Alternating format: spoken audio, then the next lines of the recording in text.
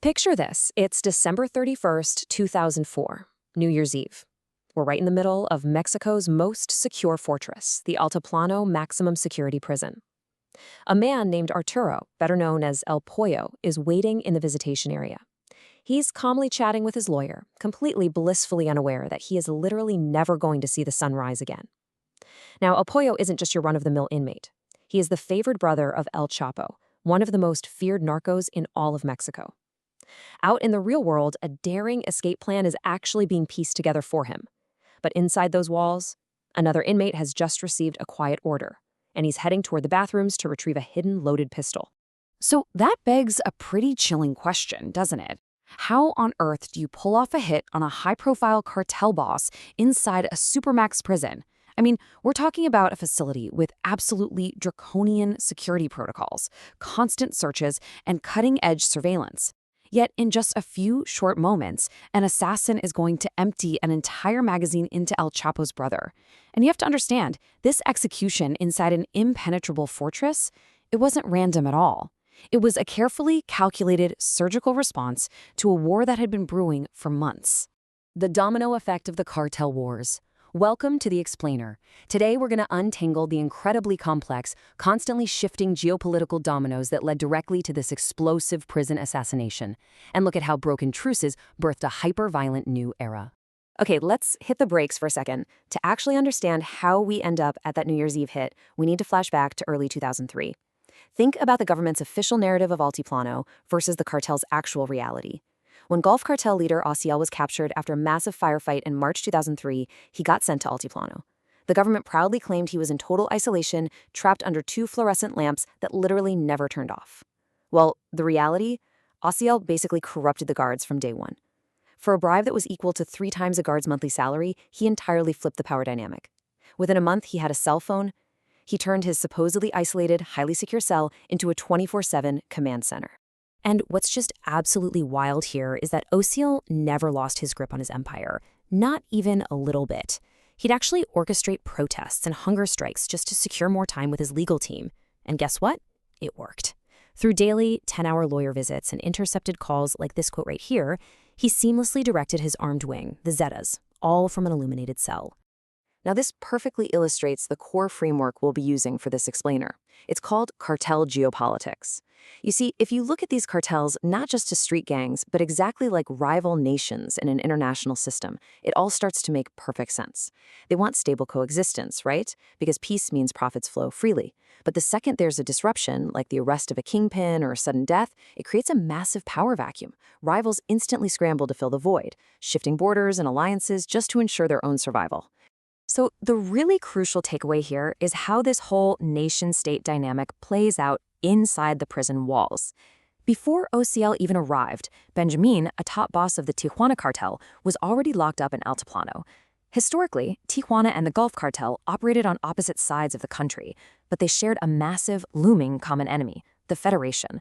This was a total juggernaut of an alliance between the Sinaloa and Juarez cartels. Recognizing that their literal survival depended on it, Ociel and Benjamin formed an unexpected tactical survival pact right there in the prison corridors to defend against the Federation's rapid expansion. Fracturing the Federation. Because while this new prison alliance is getting stronger, out in the real world, the mighty Sinaloa-Juarez mega alliance is cracking under some intense internal pressure. And the friction center is almost entirely around one guy, Rodolfo Carrillo Fuentes. He was the young, kind of inexperienced brother of the Juarez cartel's late founder. Known by everyone as the Golden Child, Rodolfo recklessly refused to respect the Federation's agreements. Not only was he secretly talking to the rival Gulf cartel, but he was actively sabotaging El Chapo's operations in Navolato, which is a strategically and symbolically vital agricultural region in Sinaloa. I mean, he was out there ordering the execution of El Chapo's men and sending corrupt police to raid their merchandise.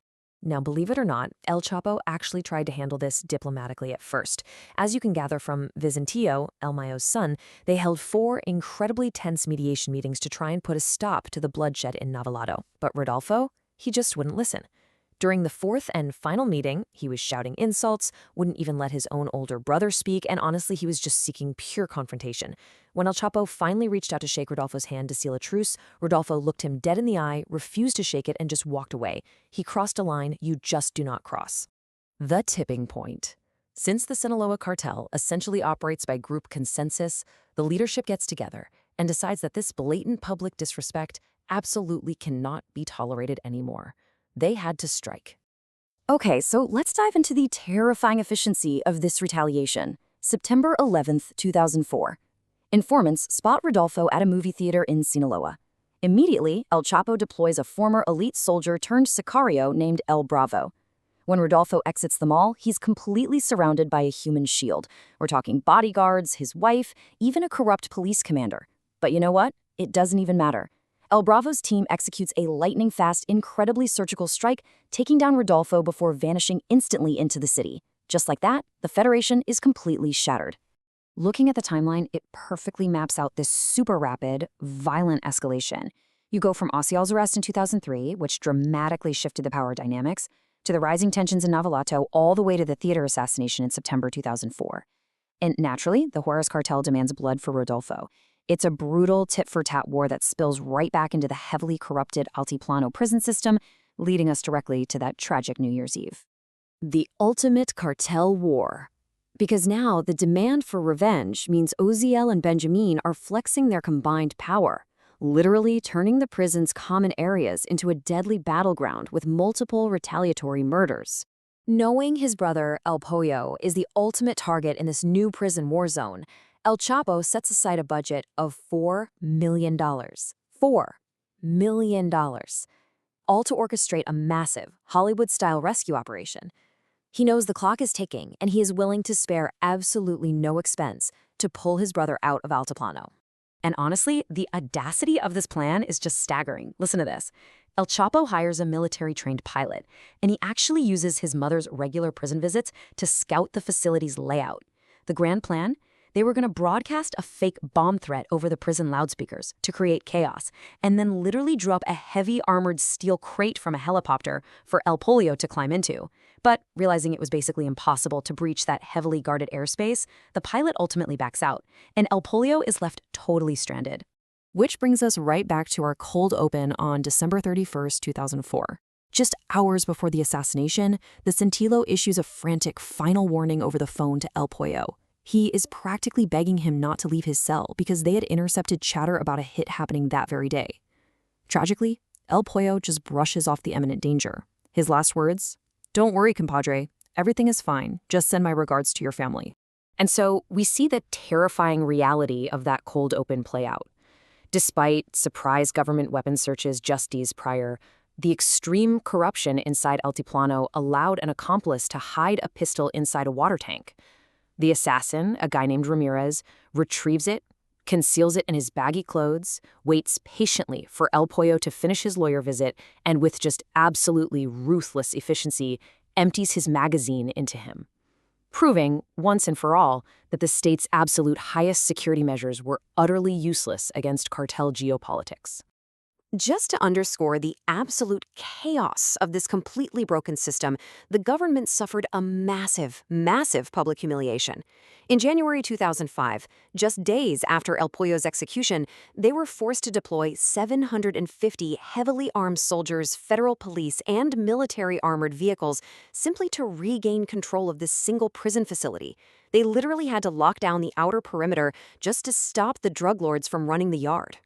So, the dominoes have officially fallen. With a supposedly impenetrable fortress exposed as a playground for capos and the Federation completely shattered, I want to leave you with this final, provocative thought.